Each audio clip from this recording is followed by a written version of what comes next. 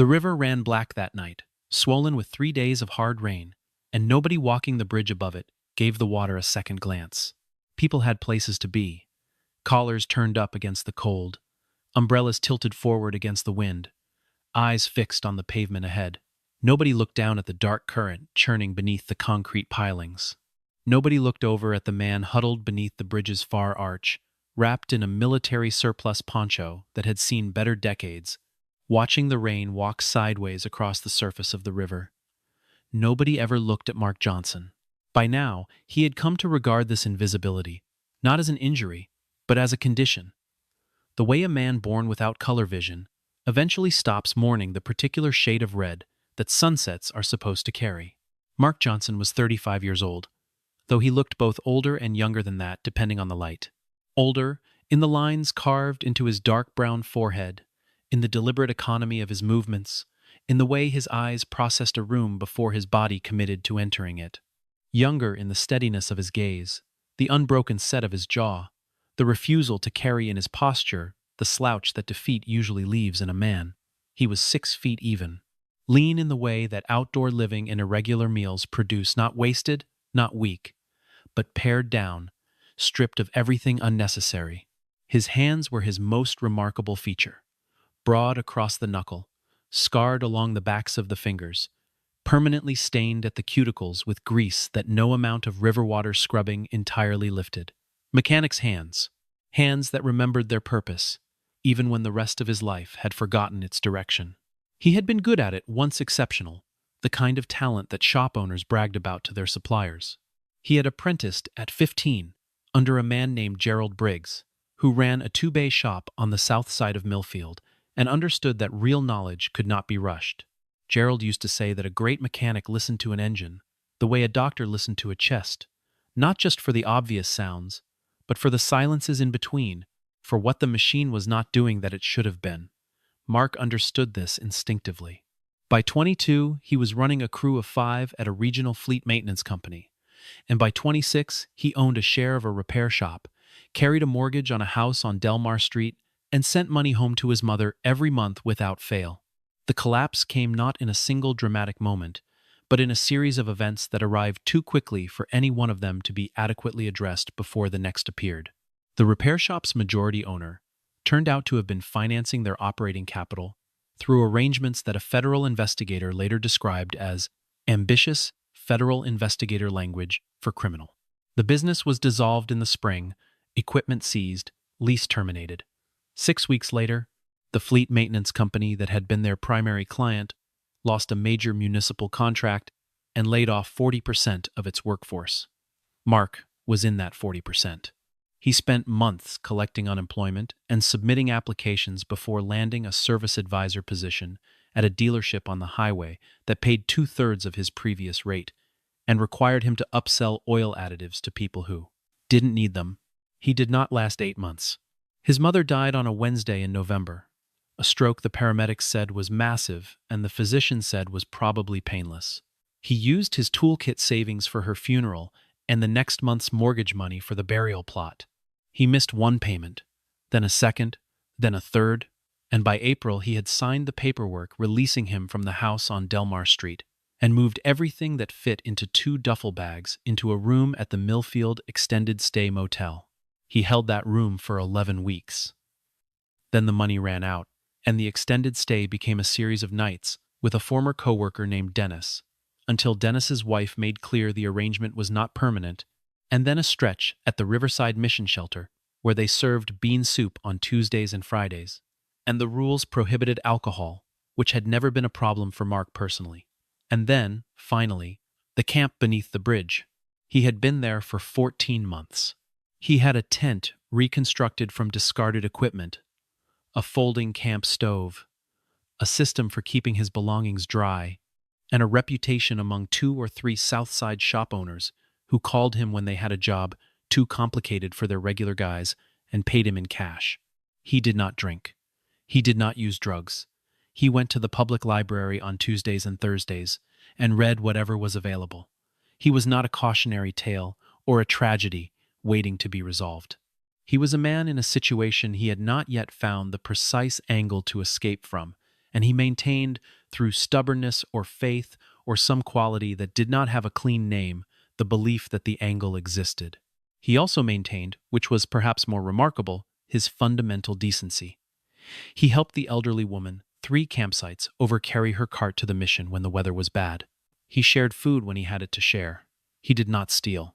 He had been offered, on 4 separate occasions, opportunities to participate in arrangements that would have paid well and required him to look past the boundaries of what he considered acceptable, and he had declined all 4 in the same quiet tone he used to decline offers of cigarettes. No drama, no judgment, simply no. The people who knew him, the small number of people who actually saw him, rather than looked through him, used words like solid and straight. These were not qualities that Millfield at large was prepared to attribute to the man under the bridge. Millfield at large saw what it expected to see. The night it happened, Mark had eaten a meal of canned soup, heated on the camp stove, and was listening to the rain intensify against the concrete above him. It was the kind of rain that had purpose behind it, not a weather event, but an argument, relentless and cold, and not interested in being over soon. The river had been rising since morning. In daylight, he had watched it climb the mud bank on the far side, swallowing the pale roots of the cottonwood trees at the waterline, pushing brown and churning between its banks, with a restless, muscular energy that he respected the way you respect any powerful and indifferent thing. Now in the dark he could hear it, rather than see it, a low, constant roar beneath the percussion of the rain, and under that, barely audible, the grinding moan of debris being carried along the bottom. He had positioned his camp on the upstream side of the bridge's central piling, which gave him both a windbreak and the slight psychological comfort of having something solid at his back. He was not sleeping, exactly, though he might have been drifting. The sound came from the direction of the upstream road, a high-pitched mechanical howl that registered in some alert part of his brain as wrong before the conscious part of him had processed it. An engine running too hard, a bike. He thought the frequency was too narrow for a car and running too hard for a wet road on a black night, the kind of speed that assumed conditions that did not currently exist. He was already moving out from under the bridge when he heard the impact. A crash that was less an explosion than a sustained grinding crunch. Metal finding the concrete edge of the guardrail and losing the argument, followed by a long scraping diminuendo, and then, cutting through the sound of rain on water, a human voice. A scream, or the beginning of one, cut short. He ran. The bank above the bridge approach was steep and slick with clay mud, and he went up it on his hands and knees, pulling at tufts of dead grass, scrambling over the lip of the embankment and onto the road surface, with his palms bleeding from the gravel edge. The motorcycle was on its side, 30 feet from the guardrail, engine still running, the front wheel spinning slowly, against nothing. A section of the guardrail was bent outward, at an angle that described exactly what had happened. Mark ran to the railing and looked over, and saw her. She was in the water, not at the bank, but in the current, already 15 feet out, caught in the main flow and moving downstream with a speed that made his chest tighten. The river did not care about her. It simply carried her the way it carried everything else, and in the dark and the rain she was barely visible, a pale shape in the black water, arms moving in a way that suggested consciousness but not coordination, the thrashing of someone who was present enough to struggle, but not present enough to have any plan beyond struggling. She went under once and came back up, and the current pulled her another 10 feet downstream before he could take his next breath. Mark shed the poncho, kicked off his boots, because a dead man saves no one, and because he had learned to think clearly in the moments that demanded it, and went over the guardrail. The cold was immediate and total, the kind of cold that is less a temperature than a physical fact, reorganizing every signal his nervous system was sending. He had grown up swimming, had spent 3 years on his high school swim team under a coach who believed that discomfort was a curriculum, and some part of his body remembered the discipline before his conscious mind, fully reoriented from the shock. He surfaced, oriented on the girl's position, and began to move with the current rather than against it, angling across the flow the way he had been taught. You did not fight a river. You negotiated with it.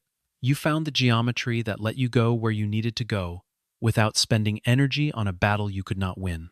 The cold was already doing things to his hands that he did not entirely like. He pushed that information aside. She went under again, just as he reached the position where he calculated she should be, and he dove, and the river bottom was closer than he expected, and the back of his right hand struck a submerged rock with a force that sent a white electrical signal up his arm to his shoulder. He ignored it. He found fabric a sleeve, stiff with river water, and closed his fist around it, and kicked upward, and broke the surface, pulling her with him. She came up coughing, which was an excellent sign, though the coughing was interrupted by the kind of gasping that indicated she had taken in water, which was less excellent. He got his left arm across her chest from behind, her back against his chest, and began the side stroke toward the bank, which was farther than he would have preferred, because the current had continued to carry them while he was diving. It took him a long time, longer than he would have expected, which told him that either his conditioning was worse than he believed, or the water was colder than he had accounted for, or most likely both. His legs were losing precision, not strength exactly, but the fine motor feedback that told him where his feet were relative to what he was asking them to do. He compensated by simplifying his movements, by reducing the stroke to its most essential components, by focusing on the directional problem rather than the distance problem. The bank arrived with his left hand finding mud rather than water, and he dug his fingers in and pulled again, and then they were in the shallows, and then they were out of the current, and then, after what seemed like a considerable additional amount of effort, they were on the bank in the mud and the rain, and he was lying on his back, looking at the underside of the rain and listening to the sound of his own heart, conducting a vigorous argument with the rest of his body. She was not breathing right. He could hear it from where he lay, a wet rattling that had no business being in a young woman's chest, and he rolled over and found her in the dark and turned her on her side first, because that was what you did, and several tablespoons of brown river water departed her lungs, and then he turned her on her back and checked the pulse at her throat, which was present, and rapid, but present, and began the compression and breath cycle that he had learned at a first aid certification course that his employer had required of all crew leads 11 years ago. He had thought at the time that it was an unlikely skill to need. He had been wrong about a number of things in his life. He performed the cycle and counted, and on the fourth cycle, she coughed again, convulsively, and he turned her again, and more water left.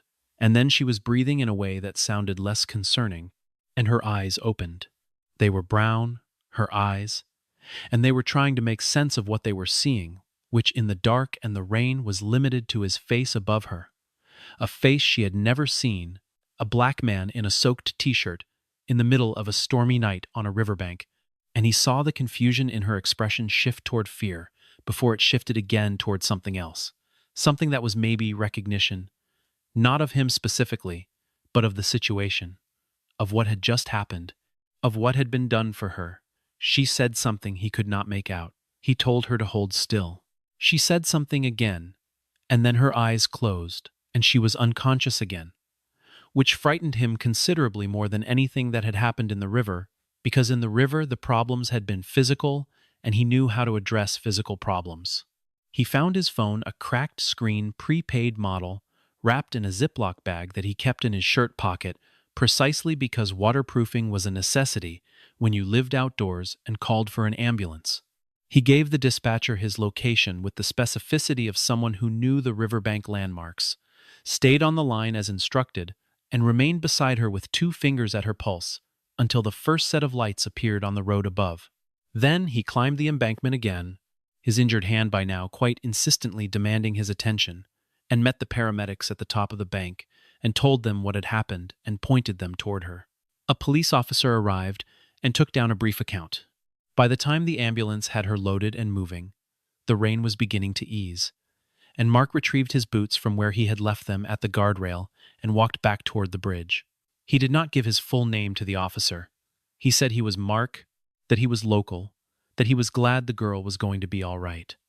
The officer asked if he needed medical attention. Mark looked at his right hand, which was swollen across 2 knuckles and bleeding from a cut along the wrist that the river water had somewhat obscured, and said he would be fine.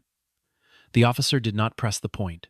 Mark walked back under his bridge and sat in the dark, with his hand wrapped in a clean shirt from his duffel, and after a while he slept. Her name was Sarah Walker, and by the following morning she was resting in a room on the third floor of Millfield Regional Medical Center with a bruised rib, mild hypothermia, and a right knee that would require additional evaluation. She was 28 years old, she was alive, and she was asking questions. She asked the night nurse, then the morning nurse, then the physician who came by at 7 to review her chart. She asked her friend Donna, who had rushed to the hospital as soon as the techs started arriving. She asked with a consistency and a direction that made it clear this was not casual curiosity, but something more than that, the focused inquiry of a person who understood what she owed and to whom she owed it. The nurse who had processed her intake the previous night said that a man had come with the paramedics, that he had provided the initial information, and had spoken with the police. The officer's report, which Sarah's father obtained through channels she didn't ask about, listed the witness rescuer as a black male, approximately mid-30s, name listed as Mark, no surname provided, described as appearing to be experiencing homelessness. The motorcycle, a 2-year-old model she had been riding too fast on a wet road she knew better than to push, because the bad news she had received that afternoon had made her want speed more than she had wanted sense, was a total loss. That was the least of what she had almost lost. Jack Walker received the call at 11:47 the previous night on the landline of the house he had occupied for 31 years, a sprawling property outside Millfield that featured, among other things, a 7-bay garage that was roughly the spiritual center of his existence. He had been awake when the phone rang, because at 63, Jack Walker rarely slept before midnight and never slept well, a consequence of decades of running an enterprise that operated at the intersection of loyalty, mechanical excellence, and the particular code of honor that his club, the Iron Covenant Motorcycle Club, maintained as its foundational document. He had answered the phone and listened to the officer's voice, and had stood very still in his kitchen for a long moment before asking the question that mattered, which was whether his daughter was alive. And when the officer said yes, he had allowed himself one moment of something that was not quite weakness, but was in the vicinity of it, gripping the edge of the counter until the knuckle of his thumb went pale, and then he had composed himself and driven to the hospital. Jack Walker was the kind of man who dominated whatever space he occupied without appearing to try. He stood 6'3", silver-haired, with the kind of build that had once been purely physical power and was now weighted with authority rather than simply mass. He had ridden motorcycles since he was 14, had founded the Iron Covenant at 27 with 5 men who shared his beliefs about brotherhood and mechanical integrity, and had grown it over 36 years into an organization of 400 members across 7 chapters who ran repair shops, organized charitable rides, and donated collectively over $100,000 annually to causes Jack selected with the care he applied to most things. He was not a man who forgot debts. He was particularly not a man who forgot the debt of his daughter's life. When Sarah was strong enough to sit up properly, she told him what she knew, which was not much. When he asked what she remembered, she said she remembered a voice, and a face, and cold water, and the specific sensation of an arm across her chest in the dark. She said she would know the voice if she heard it again.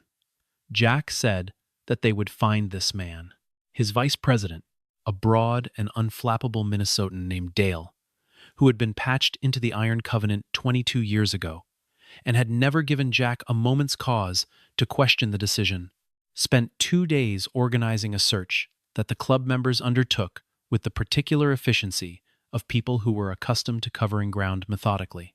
They canvassed the riverbank. They asked the shelter staff. They checked with the salvage dealers and the side road shop owners. The story that kept surfacing was the same. A black man named Mark, a mechanic, lived under the bridge on the East End, kept to himself, was known for being straight. Nobody had a last name. Several people said that if you needed him, you showed up at the bridge in the morning. Dale showed up at the bridge on a Thursday morning with 2 other members and found Mark already up, with his camp stove running and a coffee tin on the flame.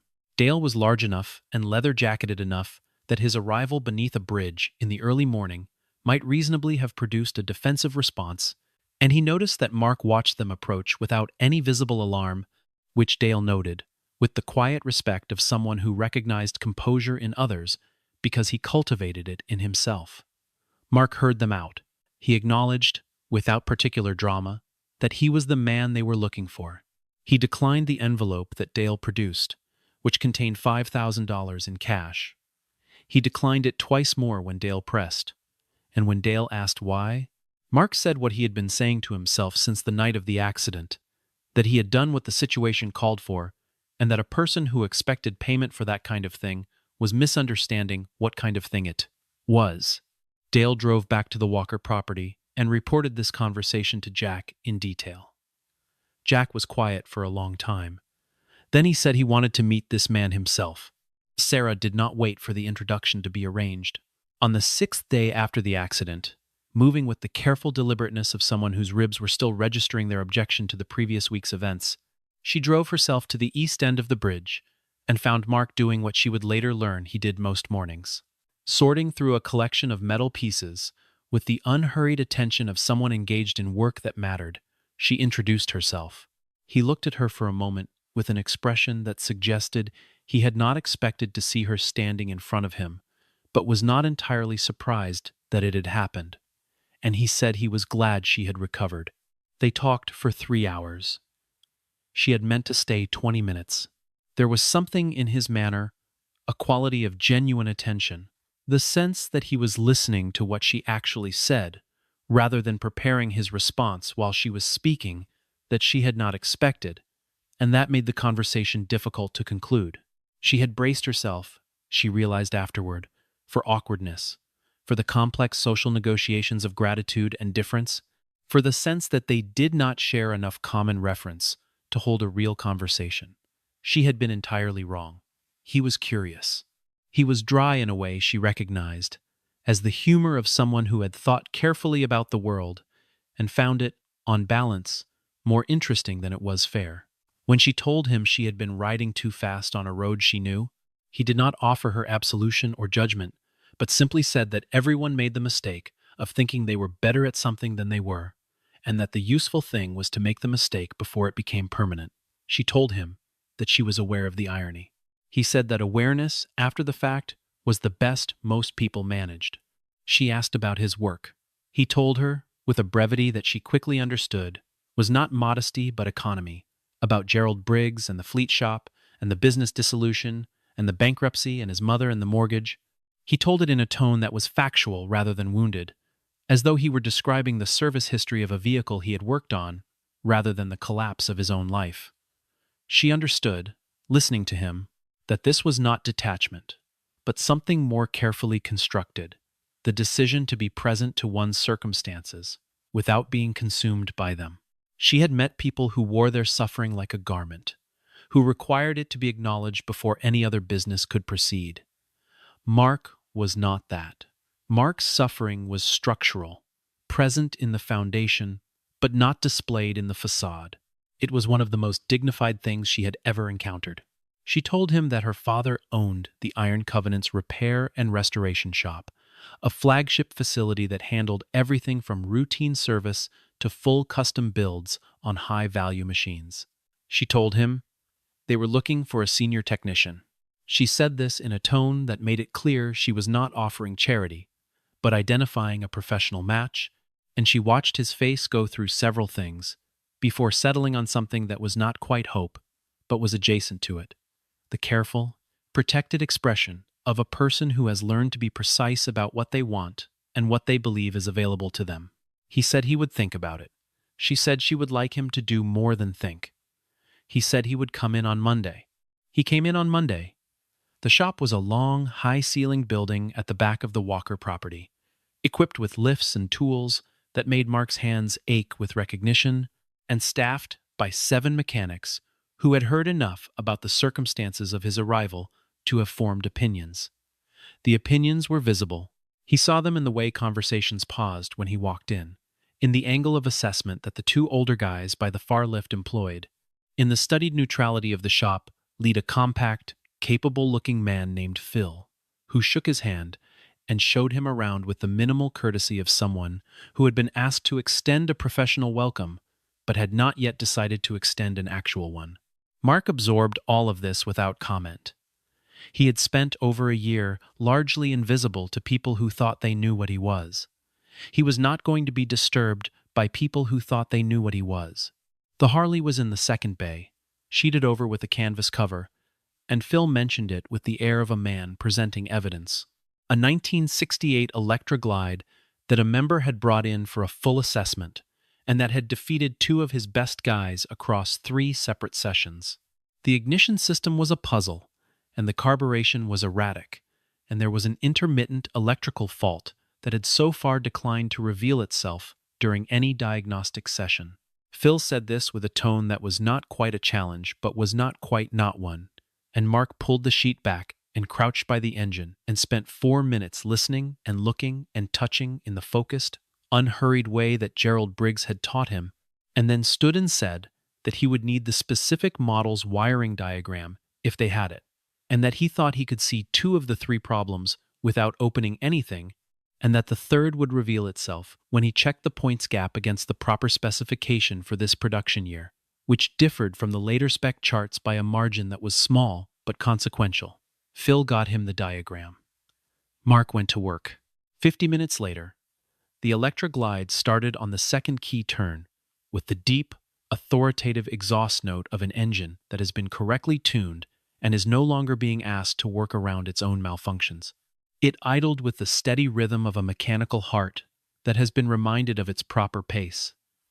Phil stood in the bay door with his arms crossed and his expression revised. The 2 older guys by the far lift had migrated closer during the last 20 minutes of the process without acknowledging that they had done so. Mark wiped his hands on a shop rag and did not perform any reaction to the moment, which, he would later reflect, was probably the thing that changed the temperature in the room more than the sound of the engine did. Jack Walker came through the bay door at the end of the day. He was not, Mark understood immediately, a man who required announcement or explanation.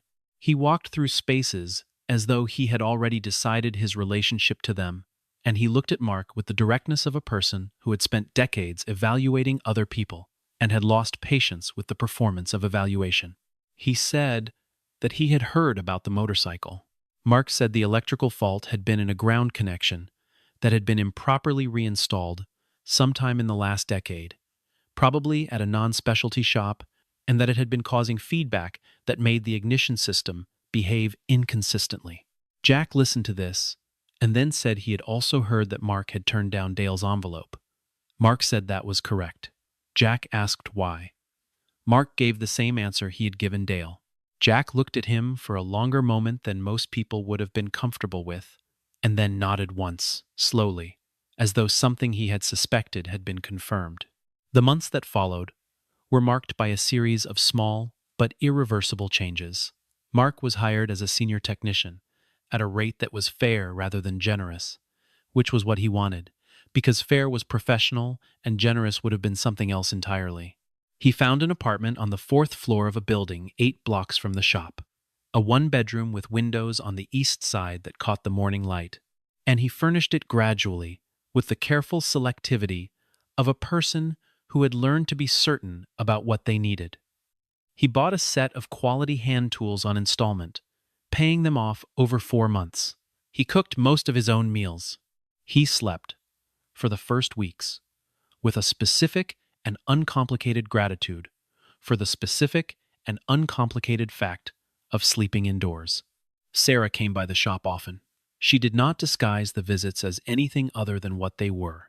She came to talk to him, and after the first month or so, she stopped pretending, even to herself, that this was primarily about the accident. What she had identified in him during their first conversation had only become more apparent with familiarity. He was, simply, the most honest person she had encountered in a long time, honest in the fundamental sense of being entirely what he appeared to be, without the performance of self that she had grown accustomed to detecting in people. She had grown up surrounded by men who wore their identities like armor, for whom the motorcycle and the club and the road were as much statement as experience. Mark wore nothing. He was himself without editorial, and this was, she found, extraordinarily attractive. They went riding together for the first time in early October, Sarah on her new bike and Mark on a rebuilt cruiser he had traded 3 weeks of after-hours work for, heading south on a 2-lane highway that ran alongside the river for 30 miles before bending into farmland. They did not talk much because the road was the conversation, and riding with Mark was different from riding with anyone else she had known. It was company, the rare kind that doesn't require filling the silence. They stopped at a place called Merle's for coffee and pie, and talked for over an hour. She learned that his mother's name had been Claudette, that she had spent 23 years as a school cafeteria supervisor, and had treated every child who came through her line the same regardless of their family circumstances, and had passed this quality along to her son. Sarah told him about her own mother, Linda, who had died of a cancer that moved quickly and left very little time for anything but trying to be present, which she believed they had managed. Imperfectly but truly. They were two people who had lost things they could not replace and had not resolved to pretend otherwise. This shared quality was not the foundation of their feeling for each other. It was not the bond of mutual damage that sometimes mistook itself for love, but it was the ground they stood on, the honest terrain that made real contact possible. What grew on that terrain was something that deserved the word. The descent arrived in November in the form of a man named Ray Hoskins, a 12-year Iron Covenant member who had cultivated opinions the way some men cultivated grievances methodically, with an investment in them that made them difficult to relinquish. Ray was not the only member with reservations about Mark's presence, but he was the loudest, and he had the talent of making his private objections feel like collective concerns. He aired them at the November chapter meeting in a speech that referenced Mark's past homelessness, his race obliquely but unmistakably, and his relationship with Sarah in a way that was carefully phrased to sound like concern but functioned as insult. Mark was not at the meeting. He heard about it from Phil, who reported it with the uncomfortable directness of someone delivering news they are not entirely sure should be delivered. Mark listened and did not say anything for a while, and then asked Phil if the work they were doing on the custom build for the Denver chapter was going to be ready by the end of the week. Phil said it would be. Mark said good, and went back to the build. But the conversation had done what such conversations do. It had placed something in the air that could not be unplaced. Ray escalated. Stories were circulated about Mark's time at the shelter fictions assembled from the general shape of misfortune and the particular prejudice of the assembler. Someone left a note on Mark's workbench that he read once and placed in the trash without response. He thought about leaving. He had left before had left the dealership, left Dennis's couch, left things that had stopped serving the purpose of dignity, and he measured this situation against those, and concluded that what he would be leaving now was not a situation that had become untenable, but a life that was finally, carefully, becoming what it was supposed to be. He stayed. But the thought of leaving had visited him, and he knew it. Sarah found out on a Wednesday, not from Mark, but from Dale, who told her because he believed she should know, and because he trusted her to respond correctly. She did not respond immediately. She went home, and she thought about it, and she called her father, and they talked for a long time, and she went to bed and slept badly. And in the morning she got up and drove to the shop, and found Mark doing an oil change on a touring bike, and asked him to walk with her for a few minutes. He set down his tool and walked. She asked him what he intended to do. He said he wasn't sure. She said she was. The Iron Covenant's monthly meeting was held in the clubhouse on the Walker property, a large post and beam building that smelled of leather and motor oil, and the particular quality of air that accumulates in a space where many significant conversations have taken place over many years. 83 members were present, which was above the usual attendance. Jack sat at the head of the room. Ray Hoskins was 4 seats to the left, his expression containing the settled confidence of a man who believed he had succeeded in framing a narrative. Sarah walked in. She had not been expected. She stood at the front of the room, and she was not, in that moment, Jack Walker's daughter, or Mark Johnson's girlfriend, or a woman recovering from a near-fatal accident. She was, simply, someone who knew exactly what she needed to say and was going to say it. She said that she wanted to speak about the man who had pulled her out of the river on a night when the rain was coming sideways and the current was running at its hardest and the road was empty and dark, and she described, in precise detail, what that night had been. She described the cold and the current and the bank, and what it felt like to be 20 feet from shore in a river that was trying to swallow you. She said that she had been told who Mark Johnson was, that he was a risk, that his history was a problem, that his presence was an inconvenience to the comfortable story the club preferred to tell about itself. She said she had one question for everyone in the room. How many of them had been on that bank? The room was very quiet, and in that quiet, she let the question stand for a moment before continuing. She said that the man they were discussing had refused $5,000 in cash and had asked for nothing, and had gone back to his bridge and gotten on with his life, and had come to their shop and done a job that nobody else in the building could do, and had done it with more dignity and less drama than anyone she had ever watched work. She said that she was not standing there because he was her boyfriend, though he was, and she was not standing there because she owed him her life, though she did. She was standing there because she was a member of a club that had been founded on a specific idea of what honor looked like, and she was not going to watch that idea be applied selectively based on criteria that had nothing to do with honor. Jack stood up when she finished. He stood up slowly, with the deliberateness of a man who has decided to put his weight behind something and wants the decision to be visible. He looked at the room, and he said that he had spent 36 years building this club on the premise that a man was worth exactly what he did, not what he owned or where he came from, or how other people described him before they knew him, and that he had watched Mark Johnson turn down money that most people would have taken, do work that most people could not have done, and carry himself through a situation that would have diminished most people, and that in his view they were in the presence of someone who understood what the club was supposed to mean better than some of the people who had been members for a decade. He said he was proud to have this man in their shop, and prouder to have him in his family. He said that was the end of the discussion. Ray Hoskins did not speak again that night. The winter passed, and the spring arrived, and the shop's work expanded to include a series of high-profile restoration commissions. That Mark's technical reputation circulating through the networks, that such reputations travel through, carefully assessed by people who care enormously about the provenance of excellence, had attracted from collectors in 3 adjacent states. Phil had moved to a different position, one that suited his organizational skills better than the mechanical work, and Mark stepped into the lead technician role with the kind of natural transition that happens when the right fit has been reached. He hired 2 apprentices.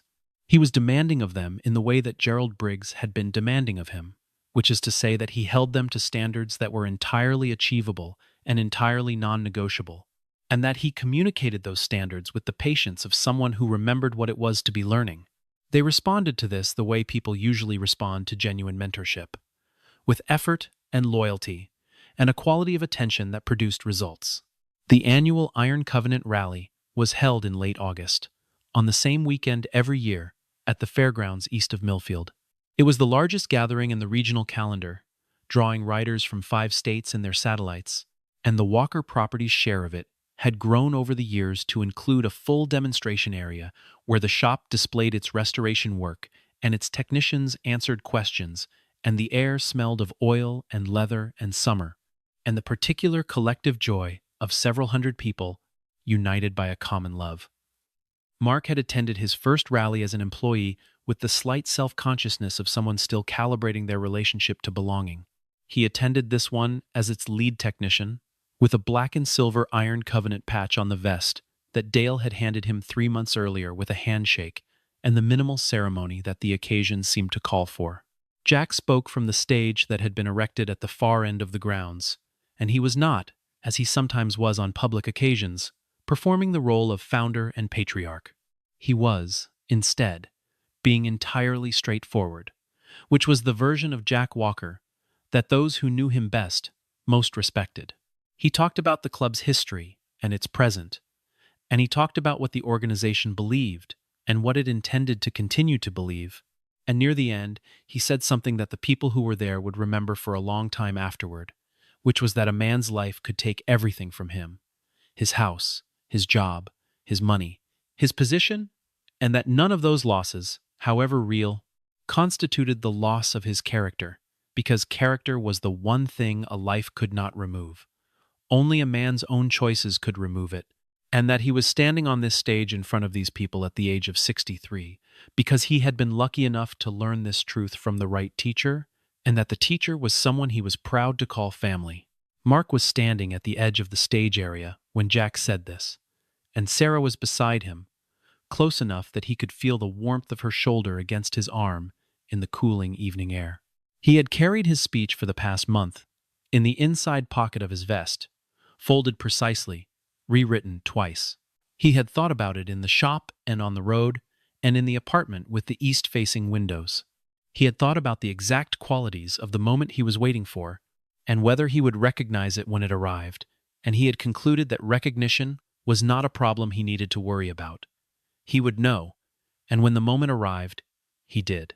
After Jack stepped down from the stage and the crowd had redistributed itself into the easy, moving patterns of an evening gathering, Mark found the clearing he had identified that morning on the gentle slope above the fairground's edge, where the long light of late August fell across the field and the sound of engines and conversation carried up from below, and where the river was visible in the distance, a dark line at the edge of the world, catching the last of the sun. He had asked 3 members to hold the moment clear for him. They had done so without questions, which was, he thought, one of the things about the Iron Covenant that he had come to understand and value. When they trusted you completely. He asked Sarah to walk with him, and she came without asking why, because she had learned his manner well enough to know when he was moving toward something important. They stood in the late light above the fairgrounds, and he reached into his vest pocket and took out a ring that had belonged to his mother, a simple gold band with a small, oval stone that Claudette Johnson had worn for 30 years, and that Mark had carried in his wallet in the Ziploc bag with his phone, on every bad night and every good one, as a reminder of what endurance looked like when it chose to be graceful. He said her name. He said that she had changed the direction of his life. Not by rescuing him, he wanted to be precise about this, because precision mattered to him, but by seeing him clearly when clarity was what he needed most. He said that he had spent years becoming someone worth knowing, and had then spent additional years unable to make that known, and that she had simply, without theater, looked at him and seen what was there. He said that the river had brought them together in a way that felt less like accident and more like the culmination of whatever force organizes moments of genuine importance, and that he would like, if she was willing, to spend the rest of his life being as honest with her as she had been with him. He went down on one knee on the dry August grass and held up his mother's ring, and Sarah Walker, who had outrun storms and ridden fast roads, and argued with rooms full of people, and sat with her dying mother, and carried her grief quietly, and her love loudly, took one long breath of the late summer air, looked at the man in front of her, and said yes. The sound came from everywhere at once from below, where someone had seen them on the slope, and word had moved through the gathering with the speed that good news travels, and from the 3 members who had held the clearing, and from Jack Walker, who was standing at the bottom of the slope, with his arms crossed and his silver head bowed for a moment, before he raised it and looked at his daughter and the man who was going to be his son, and allowed himself the uncomplicated satisfaction of a man whose most important project had concluded well. The wedding was held the following June, on a Saturday evening at the bend in the river, where the bank widened into a flat meadow, and the cottonwood trees had grown back thicker than they were before the flood. Sarah had found the location herself and had made no secret of why she chose it. She said that the right place to begin a thing was the place where it had already proven itself. The ceremony was simple, and the evening was warm, and the crowd of guests arranged themselves on either side of a grass aisle with the natural ease of people who were accustomed to being in each other's company. Jack walked Sarah to the place where Mark stood with the river at his back and the light of the long June evening in the sky above, and he shook Mark's hand before stepping aside, and the handshake lasted a beat longer than handshakes usually do, which was all that either of them required. They exchanged vows they had written themselves, specific and unsentimental. Mark's included a line about his mother, that he did not get entirely through without his voice doing something he had not planned for it to do, and Sarah's included a line about the river that made people in the front row cry. Then they were married, and the crowd that surrounded them was 400 strong writers from 7 chapters and their families, neighbors who had known Jack for 30 years, The two apprentices from the shop in their Sunday best, and Gerald Briggs, 71 now, standing near the back with his hands in his pockets, and the expression of a man watching something he had a distant hand in making. After the ceremony and the dinner and the dancing, Iron Covenant members were, in Mark's somewhat surprised discovery, enthusiastic dancers, and after Jack's toast, which was brief and accurate, and after Dale's toast, which was longer and funnier, and after the last of the light had left the sky, and the river had gone dark, and the lanterns strung between the cottonwood trees were the only illumination, Mark and Sarah walked to the end of the meadow, where a single motorcycle waited. It was the 1968 Electra Glide. Mark had spent 4 months restoring it, rebuilt from the electrical system outward, chrome refinished, tank repainted in the original black and orange, every fault and worn bearing addressed with the care of someone who understood that a machine this old, brought back to itself, was not simply transportation, but a kind of argument about what endurance can produce. Jack had signed the title over to him at Christmas, which had been the largest surprise of a year full of them, and Mark had said he would take very good care of it, which Jack said he had no doubt about. He started the engine, and it spoke with the authority and depth of a machine that has been correctly understood. Sarah climbed on behind him and put her arms around his waist and her chin briefly on his shoulder, and they rode out of the meadow and onto the road that followed the river south, past the bridge and past the bank, and past the point where the current ran deepest and the cottonwood roots reached farthest into the dark water, and the sound of the engine was everything that mattered, warm and present and ongoing, carrying them forward into the particular darkness that always precedes the next good thing. The night he had pulled her from the river, Mark Johnson had saved a life. In the year that followed, a life had saved him. Not in the sense of rescue, he had not been drowning, had not required intervention, had maintained himself with the stubborn competence that was his most essential quality. He had been saved in the older sense of the word, found, identified, brought back into the world's acknowledgement of his existence. He had been seen, he had been known, he had been given back to himself not as something broken and repaired, but as something complete that had been, for too long, placed where it could not be found.